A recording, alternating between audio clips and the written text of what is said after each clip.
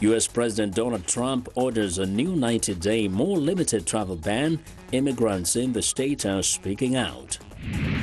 The recent International Women's Day was a worldwide celebration and an opportunity for women in Africa to reflect on their progress in different fields of endeavor.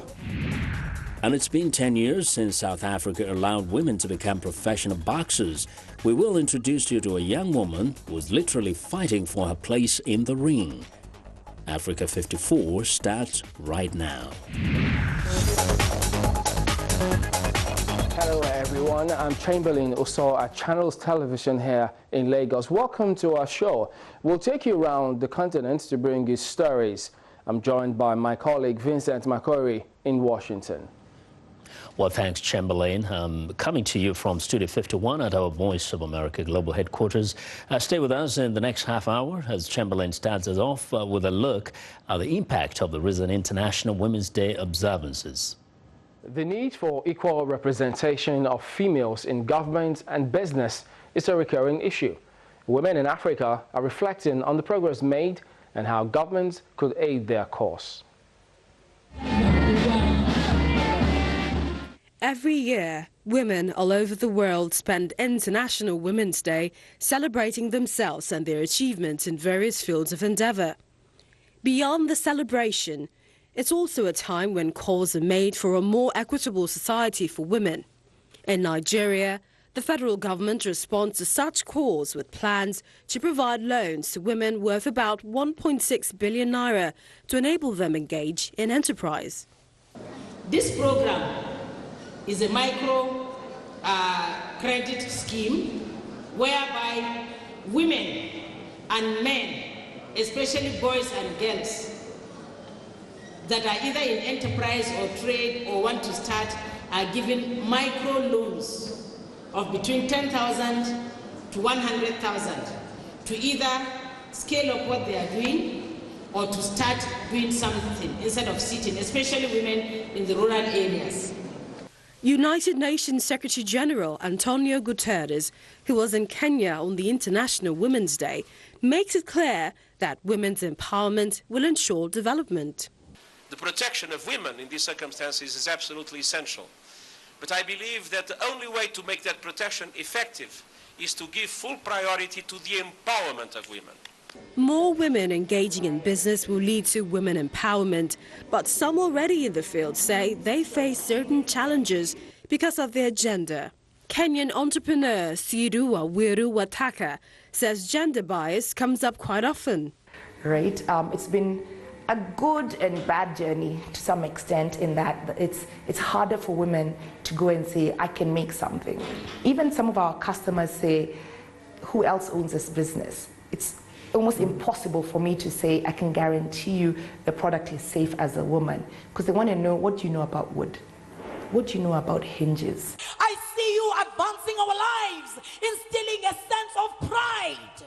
For other women who have ventured into areas long regarded as a preserve of men, such as praise poetry in South Africa, where female poet Jessica Mbangeni is making her mark, the right orientation prepared them for the arts. It was not something that was in my mind that I would ever be the praise poet. And if I would have to choose, I would never choose to be a praise poet, because as a woman, you know, you say so many things, and as a lady, you need to select your words. You cannot just say things anyhow, and with the emotion that it brings, ugly face, ugly actions, it's like madness. I would never choose it, but it chose me. God gave me this gift. International Women's Day is a global celebration of all women worldwide, both for reflection on lessons learned and for efforts to accelerate momentum towards gender equality and the empowerment of every girl and woman. This year's theme, Be Bold for Change, brings to mind the need to close gaps in every area of life. You're watching Africa 54. I'm Chamberlain Oso. With the backdrop of International Women's Day, let's talk more now about empowering African women in the new century. For that, I'm joined now by Bose, Ironsi, a women's rights activist. Welcome to the program. Thank you very much. Good morning. Yes, over the years, there's been growing calls for more efforts towards women's empowerment. Is there sufficient commitment from African governments, both regional and sub-regional organizations, to this cause? Yeah, well, I think in terms of commitment and the goodwill to provide for women in terms of areas of empowerment, I think it's been very slow and it's not very encouraging. For example, we have the African Union Protocol on the Rights of Women in Africa, and which says that African Union have the responsibility to ensure that every woman and girl in the Africa is aware of and is able to enjoy these rights. For example, in the Article 8 of the the OAU Protocol on Women says that women should have access to justice and equal protection from the law. But we know that that is not true in so many instances. We also know that access to economic and social welfare rights, which is Article 13, which says that this article requires that the state guarantee women equal opportunity to work, promoting the right to equal remuneration for jobs, and equal value to men and women, combating sexual harassment in the workplace, and all that. But you discover that these are not happening. We have high level of impunity when it comes to the economic and social rights of women. All right, let me jump in there and ask you that in many parts of Africa and indeed the world, gender equality is viewed as overrated, but inequality in itself hinders development. What do you think can change this mindset? The government of Africa should have a good political way to give women 50% chance of participating and developing to their full potential. You will discover that some of these mindsets will change. Speaking about women representation, some think that in African politics it's still low.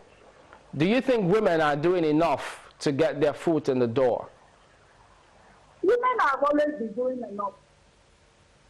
Women have been trying, because if you look at those who come out to participate in this political process, as always women, because that strategically the men have always put them at the background.